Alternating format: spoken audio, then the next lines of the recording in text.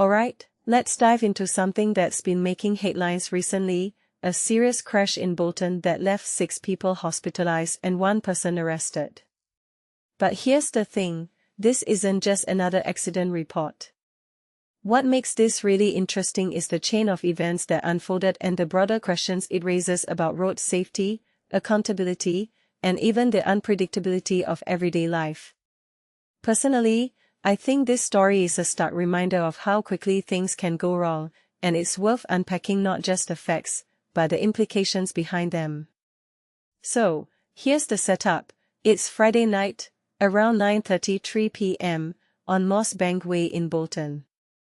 2 cars, a white Vauxhall Corsa and a black Audi A3, collide. But it doesn't stop there. One of the cars catches fire, and suddenly, you've got firefighters rushing to the scene, police investigating, and 6 people being rushed to the hospital.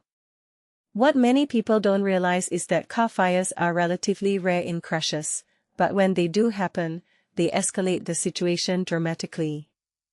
It's not just about the collision anymore, it's about containment, safety, and preventing further harm. Now, let's talk about the arrest. A man in his 30s was taken into custody on suspicion of drink driving. From my perspective, this is where the story takes a turn from tragic to avoidable. If you take a step back and think about it, drink driving is one of those issues where the consequences are so clear, yet it still happens. This raises a deeper question: why do people still take such risks?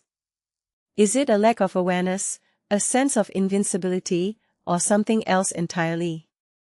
I find it fascinating, and frustrating, that despite decades of campaigns and laws, this remains a problem.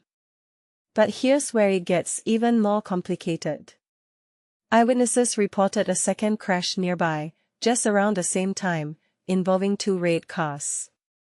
No arrests were made there, and thankfully, no serious injuries.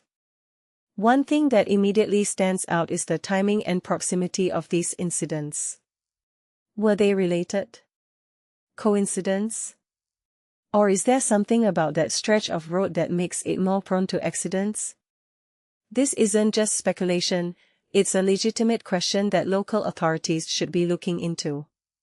Road safety isn't just about punishing drivers, it's about understanding patterns and making systemic changes. What this really suggests is that we need to look beyond individual incidents and think about the bigger picture. Personally, I think we often focus too much on the drama of the moment, the crash, the fire, the arrest, and not enough on the underlying issues. Why are certain roads more dangerous? How effective are our current measures against drink driving? And what role does public awareness play in all of this? These are the questions we should be asking if we want to prevent similar incidents in the future. A detail I find fascinating is the response time of the emergency services. Firefighters were on the scene within minutes, and they managed to control the fire and secure the area in about an hour. That's impressive coordination, and it's a reminder of how critical these services are. But it also makes me wonder, what if the response had been slower? How much worse could this have been? It's a sobering thought and a testament to the importance of investing in emergency services. As we wrap this up, I want to leave you with a thought. Accidents like this are often treated as isolated events, but they're part of a larger pattern.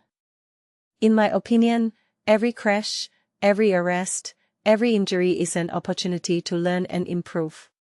Whether it's re-evaluating road safety measures, addressing the root causes of risky behavior, or simply being more vigilant as drivers, there's always something we can do.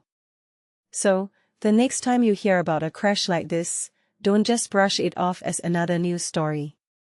Think about what it means, what it reveals, and what we can do to make sure it doesn't happen again. Because at the end of the day, that's how we make a difference.